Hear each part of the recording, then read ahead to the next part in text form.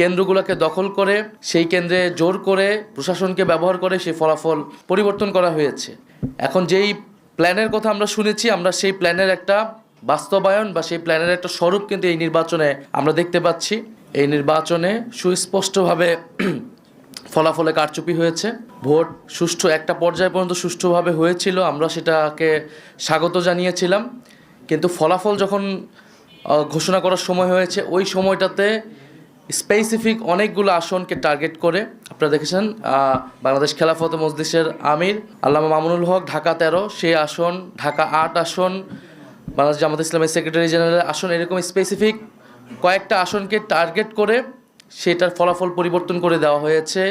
কেন্দ্রগুলোকে দখল করে সেই কেন্দ্রে জোর করে প্রশাসনকে ব্যবহার করে সেই ফলাফল পরিবর্তন করা হয়েছে।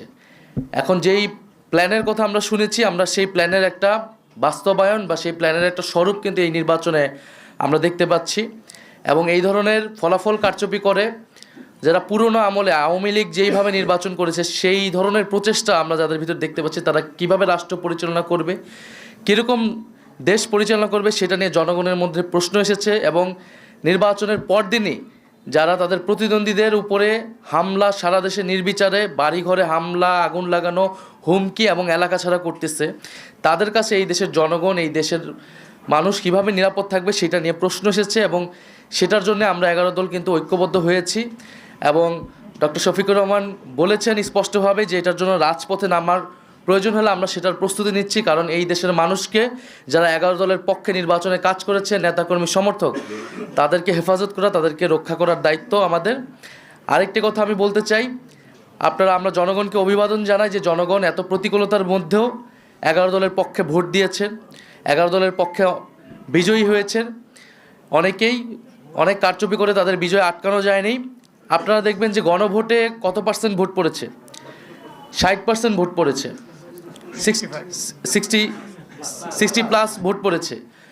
এই নির্বাচনে কিন্তু সুস্পষ্ট দুইটা পক্ষ ছিল, একটা সংস্কারের পক্ষ, পরিবর্তনের পক্ষ, যারা সংস্কার চায়, গণতন্ত্র চায়, চাঁদাবাজি বন্ধ করতে চায়, দুর্নীতি লুটপাটের বন্ধ করতে চায়, বিচার এবং সংস্কার চায়, আধিপত্য তো বিরোধিতা চায়। আরেকটি পক্ষ যারা পুরনো বন্দোবস্ত, পুরনো রাজনীতিকে প্রতিনিধিত্ব করেছে, যারা 72-এর সংবিধানকে চেয়েছে, যারা পুরনো যত ধরনের রাজনীতি আছে, যারা ঋণ খেলাপিদেরকে প্রশ্রয় দিয়েছে, যারা লুটপাট দুর্নীতি, সেই একই রাজনীতি করতে চায়। ফলে জনগণ ব্যাপকভাবে যেই 60%-এরও বেশি, 60+ সংস্কারের পক্ষে তারা ভোট দিয়েছে, সেই একই জনগণ কিন্তু 11 দলের পক্ষেও ভোট দিয়েছে। কিন্তু শেষ মুহূর্তে এই 10%-এর মতো ভোট কিন্তু কারচুপি করা হয়েছে, ফলাফলে কারচুপি করা হয়েছে। নাহলে এই পুরা ভোটটাই 11 দলের পক্ষেই আসতো।